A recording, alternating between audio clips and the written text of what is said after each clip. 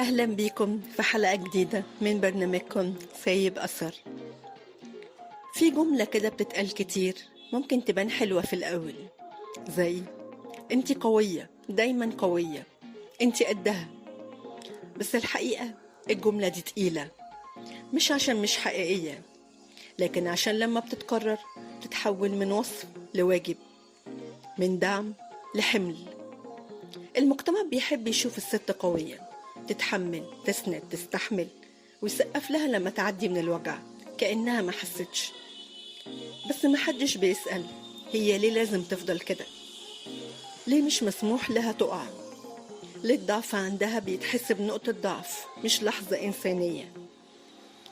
في ستات كتير قوي في كل بيت، في كل شغل، في كل شارع، بيعيشوا تحت شعار أنا لازم أبقى قدها، حتى لو جواهم صوت صغير بيقول أنا مش قادرة النهاردة، أنا محتاجة أكون بس إنسانة.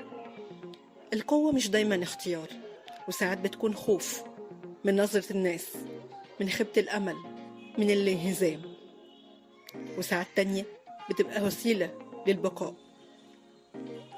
بس في وسط كل ده الست القوية دي محتاجة حد يطبطب، يسمح لها تكون عادية، يقول لها مش لازم تفضلي قدها، يكفي انك بتحاولي.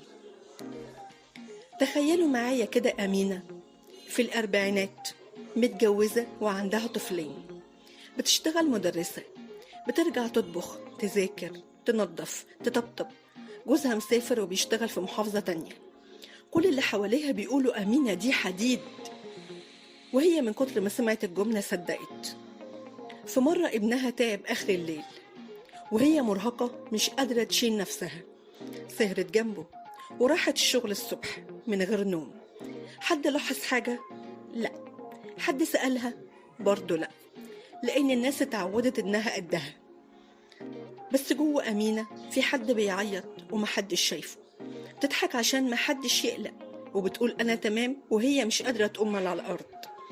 أمينة مش ضعيفة، لكنها مش دايما قوية، لأنها إنسانة محتاجة تتحضن، تتسمع، تتشاف، من غير ما تكون مطالبة تفضل واقفة لوحدها كل مرة.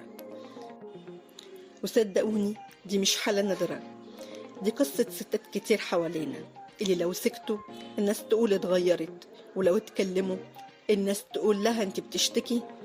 الفرق بين الست القوية والست اللي مضطرة تبقى قوية كبير، كبير لدرجة توجع. اللي مضطرة تبقى قوية دايما خايفة تنهار عشان الصورة ما تقعش. المشكلة لما الصورة تبقى أهم من الإنسان. عشان كده المجتمع محتاج يغير نظرته، ويفهم إن كل إنسان محتاج يتنفس، ينهار، يبكي، يطلب، عشان يقدر يكمل وهو مرتاح مش مكسور.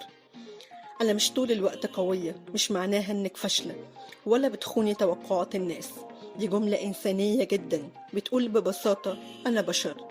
اسمحي لنفسك تبقي قوية، بس ما تتكسفيش من ضعفك، ما تستخبيش من دموعك.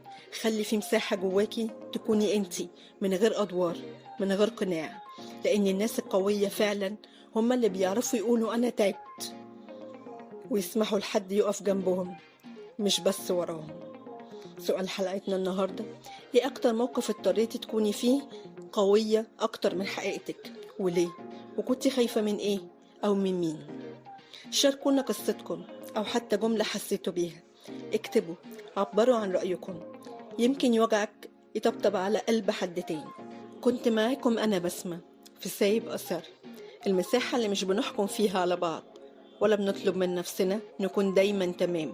بنتكلم ونفك الكلام المستخبي، نسمح للضعف يكون جزء من قوتنا، ونفتش جوه الحكايات يمكن نلاقي نفسنا. سايب أثر قريب لقلبك. أشوفكم الحلقة الجاية.